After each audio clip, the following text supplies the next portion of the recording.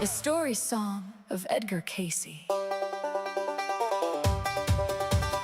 Down in Kentucky where the cornfields grow, where the summer runs hot and the creek runs slow, there lived a boy with a curious way, and his name was Edgar Cayce. He loved his Bible, the woods and the sky, always asking questions like how and why.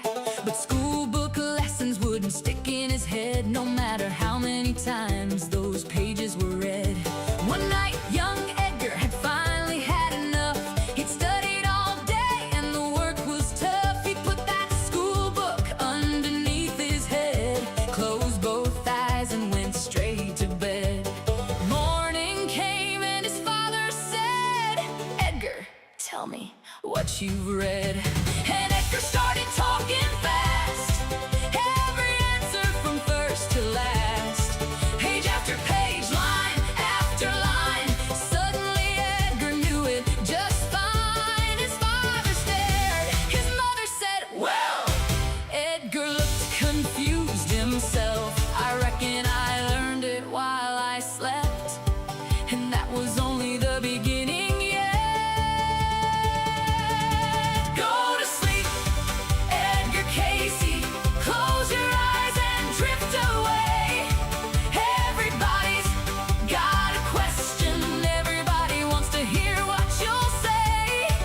Past the daylight, past the dreaming, past the things our eyes can see. There goes Edgar Cayce, talking through a mystery. Section 2, the man on the couch. Edgar grew older and tried normal things, worked for a living like life always brings. He took photographs and paid his bills, but that strange old gift was with him still. Then one day somebody came around, sick and hurt and feeling down. "Edgar, maybe you could sleep and tell us what the trouble might be." Edgar said, "I'm no doctor, friend. I don't know where this thing will end." But he loosened his collar, lay back flat, closed his eyes, and imagined that his breathing slowed. His voice became clear. He started saying things nobody expected to hear. He talked about bodies, treatments, pain, what might help and what might explain. Word got out, then letters came. People everywhere had learned his name. "Mr. Cayce, my wife is ill. Mr. Cayce, can you help us still? Mr. Cayce, what should we do?" Edgar sighed. "All right, maybe one or two." But one became 10, 10 became more. Soon people were lining up at the door. Go to sleep, Edgar Cayce. Close your eyes and drift away. Everybody's got a question. Everybody wants to hear what you'll say. Past the daylight, past the dreaming, past the things our eyes can see. There goes Edgar Cayce, talking through a mystery. At first they asked about aches and pain, then people started changing the game. "Edgar, what happens after we die? Edgar, are past lives really alive? Edgar, what happened to Atlantis?" Now Edgar's sleeping voice got ambitious. He talked about souls and ancient lands, hidden histories beneath the sands, reincarnation, destiny, lost civilizations beneath the sea. And when Edgar woke from another long nap, somebody might say, "Well, Edgar, imagine that. You just told us all about Atlantis." Edgar blinked. "I did? You certainly did." Edgar rubbed his face, said, "I happened to mention where they hid it." Some people laughed, some people believed, some were amazed by what they received.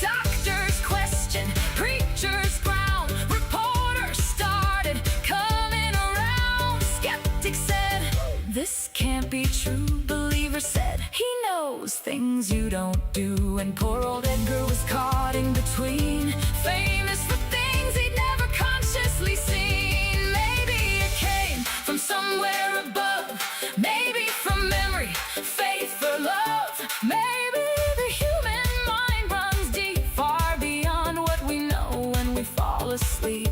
Maybe some answers hit the mark, maybe some vanished into the dark. But one thing nobody could deny, Edgar Cayce made people wonder why. Eventually Edgar moved near the sea, to Virginia Beach, where he hoped there'd be a place for healing, study, and thought, a home for the strange little world he brought. Thousands of readings were written down, people traveled from town to town. They asked about health, they asked about dreams, they asked what life and eternity mean. Edgar kept lying down each day, closing his eyes and drifting away. But all those readings took their toll, his body weakened, he needed to slow. Even his own sleeping voice reportedly warned, Edgar needs rest. But people still called, people still wrote, and Edgar kept trying to give them hope. Finally his health could take no more. In January 1945, Edgar Cayce passed from this life. But the question stayed, the records you made, and people still argue about his name. Was he a prophet?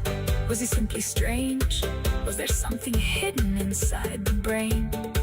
Was it faith? Was it chance? Was it something science couldn't understand? Nobody has settled it completely yet, and maybe that's why we remember him best. Go to sleep, Edgar Cayce. You don't have to talk today. All those people